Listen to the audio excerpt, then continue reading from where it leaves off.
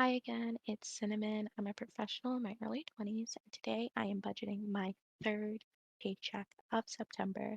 That's right, September was a magic month for me, and you can see right here my gross paycheck amount.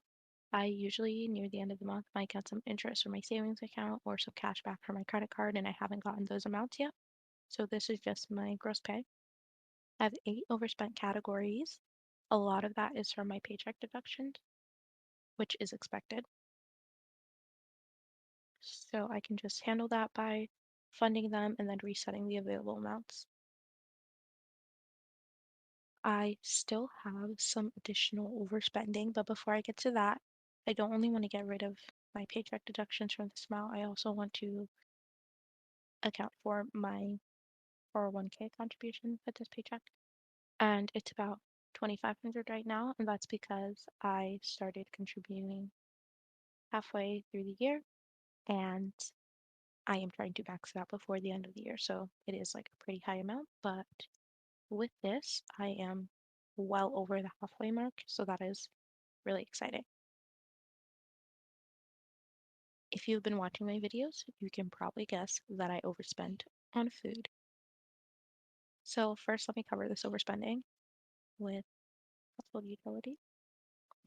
And my total food spending was a whopping $900 this month. Yeah, not great. Part of that was that my fridge wasn't working for part of the month, but even after my fridge did start working, I had just gotten on the Uber Eats train and I have not yet stopped. Well, October is a fresh start and I will not be touching that app at all, hopefully.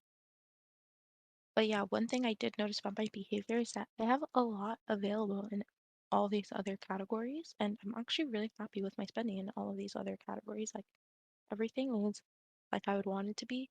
The only thing that might seem a little off is I didn't spend anything in aesthetic expenses, but I actually had an Ulta gift card and I used that to buy a bunch of refills for my skincare. So I did spend in that, but it was with a gift card.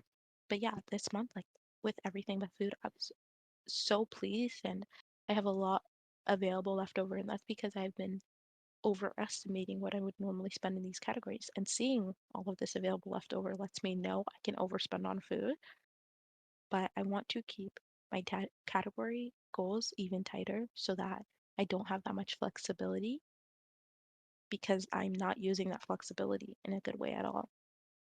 I'm probably going to run to the grocery store to actually get something, so I actually will move the rest of this to food as well. Yeah, but yeah, for the next month, I really want to make sure that I'm setting these goals to what they are realistically so that I don't have so much available going forward. Because that only lets me make poor decisions. Okay, so with that addressed, I am going to do the only thing that's really left to do with this, which is add it to my, hmm, yeah, let's add it to my next month's holding fund. And let's move to the next month.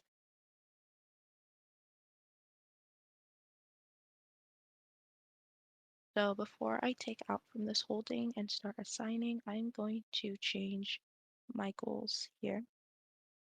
Rent's good. Renter's insurance is good. Household utilities is a grave overestimate. So I'm usually spending about 40. I'm gonna bring this down to 60. I feel as though this month will be the month where I will need more than 60, but let's just try it out. Next is personal utilities. This category is like a buffer category for if I have some random charges on my phone bill.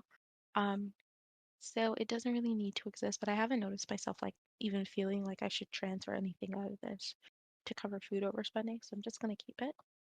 Transportation, lots of overestimating here, so average spend is almost $60. I'm gonna put 90 here because I haven't been going out as much as I would like in the first place, but even knowing that I have 180 in this category, I tend to use Ubers when I'm going out personally when I could be using public transportation. So I think bringing this down will also encourage me to use public transportation more. This is fine. This is for work. This is just not going to be dealt with. This I think is like perfect. Right, 45 and I'm assigning 60. This is perfect. Like I love this number. It's working. This is about 30 and I'm spending 60 or assigning 60. I do plan to bring this number up, so I'm fine with it still being 60. This is a funny one. So 70 and I'm spending or I'm assigning 180. I keep switching around the terms. So I've actually been marking a lot of the aesthetics expenses I want in my specific sinking funds, which I feel a lot better about because once they're in the sinking fund, I feel like I'm less likely to move things around for my sinking fund because my new setup is just like on another budget and it feels like a firewall or something. So I'm gonna bring this down. This will be more like ad hoc, unexpected, or not unexpected, but spontaneous, maybe. Aesthetic expenses that are rarer, and then I'll keep most of those in my sinking fund. So I won't actually be spending less on aesthetics, but it will just be marked in a different place. It won't be considered core spending. Okay. Social.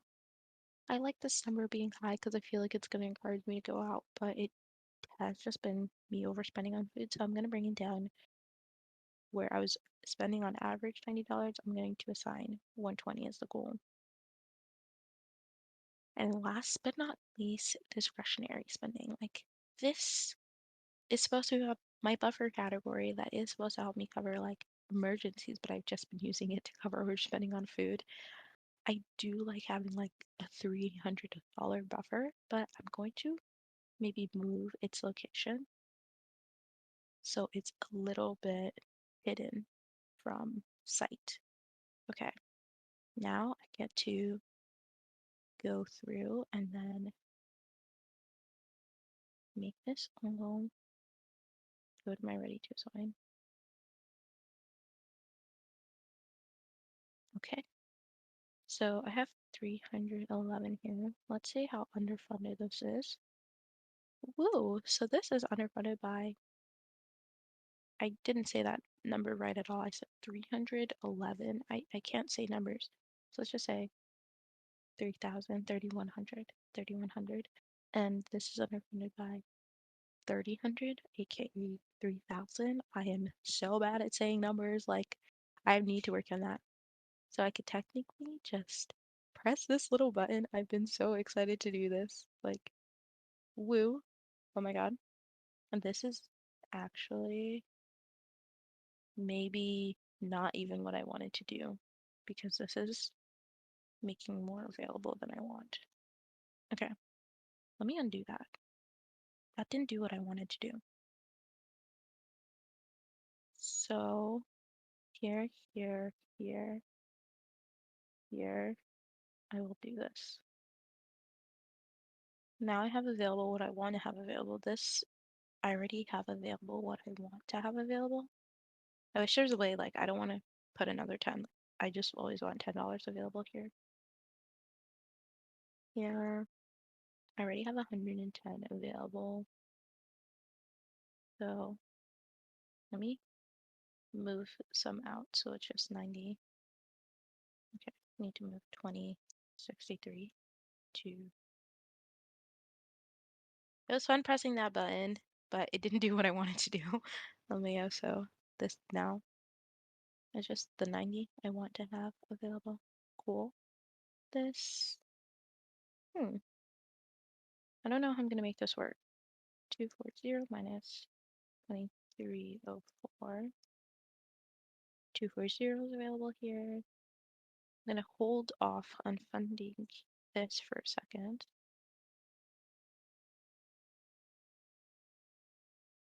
Okay, like I don't know.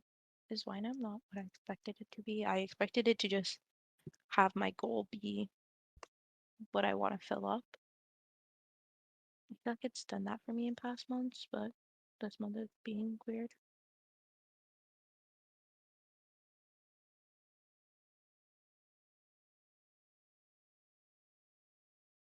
So I'm gonna remove 90.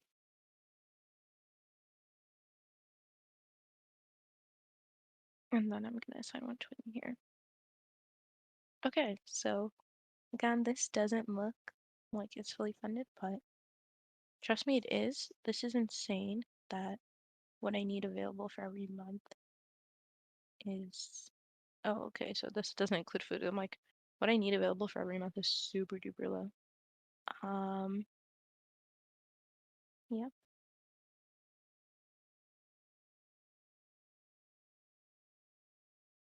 yeah. So what I need available for every month is like almost $600 less than what I was planning on before, which is great. Um, I'm gonna go put the rest of this in next month's holding.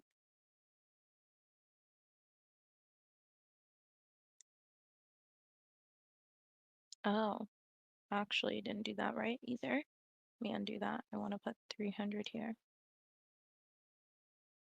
And then the rest of this goes to next month's holding. So yeah, having accurate goals is like really important.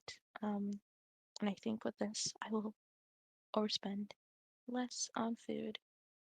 Now, what I want to do is hide some things for myself as well. So here is, let's see, I can keep this $10 here, or I can move it out. Let's see. Just to hide it from myself, I'll probably do it to this month's holding. So this is like hidden from myself. Um, Transportation. I don't want to think about all of it at the beginning of the month, so I'm just gonna only let half of the month be visible to me.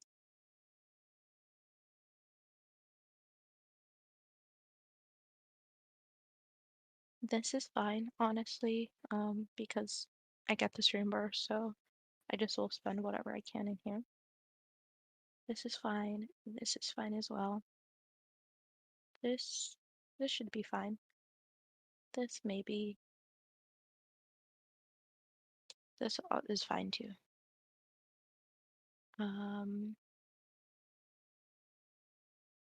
this is the main one. I just want to keep my week's allowance here and then move the rest and then bring it out week after week. My week's food allowance. Great. So this is actually what I want to see because when I check my phone and I want to make a decision, these are the numbers I want to see. These are the numbers I want to base everything off of, and everything else is going to be hidden for me. This is like some old notes that don't make sense anymore. But this has $10 for personal utility. It has, I think it has 45 for transportation. And the only other thing is it has 420 for 4 weeks of the type. Okay, so this is great. This is great. And I'm 1 month ahead. This feels insane. I mean, everyone has a different like month ahead definition. Like, is it, you know, by September 1st you want to be covered for all of October, or does it count for you if it's September 30th that you're covered for all of October? Um, or even for some people means September 1st you're covered for all of November, right? Like, I don't know. There's so many definitions, but for me, it's not October yet, and I have all of my expenses for October covered. So to me, that's 1 month ahead, and I'm excited. Woo. Okay. Thank you guys for watching.